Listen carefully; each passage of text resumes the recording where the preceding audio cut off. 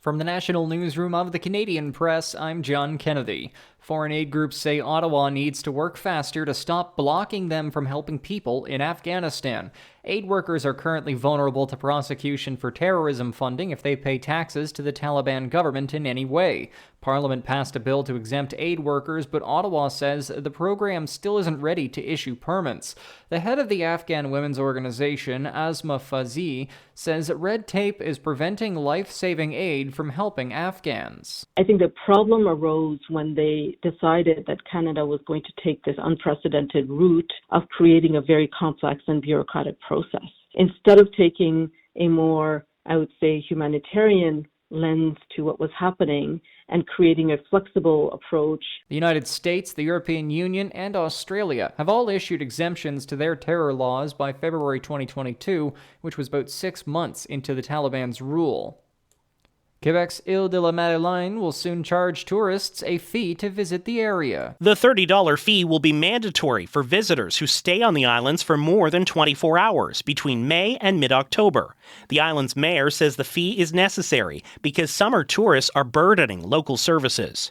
Residents will be exempt from the fee, but a local hotel owner claims it will infringe on the freedom of both residents and tourists to move within their own country. The mayor argues the visitor fee is less intrusive than alternatives, like parking fees at local beaches. Jason White, The Canadian Press. British Columbia's Integrated Homicide Investigation Team has been called in to help Mounties investigate the death of a woman in Surrey. The RCMP says they've received report around 8:30 p.m. last night about a sudden death within the city. The officers say they went to a home and found a 33-year-old woman inside the residence, adding the investigation will be conducted in tandem with the homicide team. Police say they believe this was an isolated incident, and there's no risk to public safety. A restructuring firm says several bidders have offered to buy part of or all of Saltwire Network and the Halifax Herald. The two insolvent companies operate Atlantic Canada's largest newspaper enterprise, which has faced financial troubles.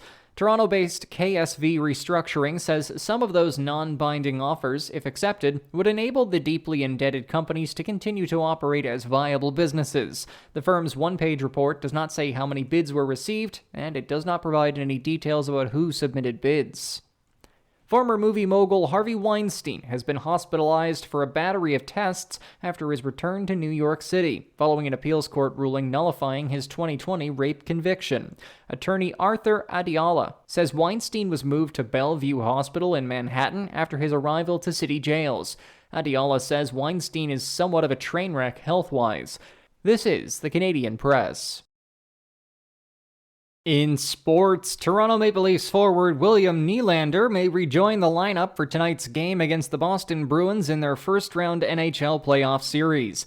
Nylander sat out the first 3 games with an undisclosed injury. The Maple Leafs trailed the Bruins 2-1 heading into Game 4, while the Vegas Golden Knights are home to the Dallas Stars tonight, up 2-0 in that series. The NFL Draft has a new attendance record. More than 700,000 fans flooded downtown Detroit for the 3-day event. Motown beat Nashville's 3-day attendance record of 600,000 set in 2019 when it hosted the draft.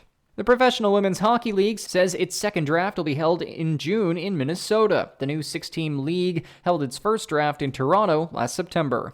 Canadian shot putter Sarah Mitten of Brooklyn, Nova Scotia finished second at the Diamond League track and field meet in China. She was beaten by reigning world champion Chase Jackson of the United States. From the Canadian Press, I'm John Kennedy. Thanks for listening. Don't forget to follow and subscribe. For more of today's top stories, visit thecanadianpressnews.ca.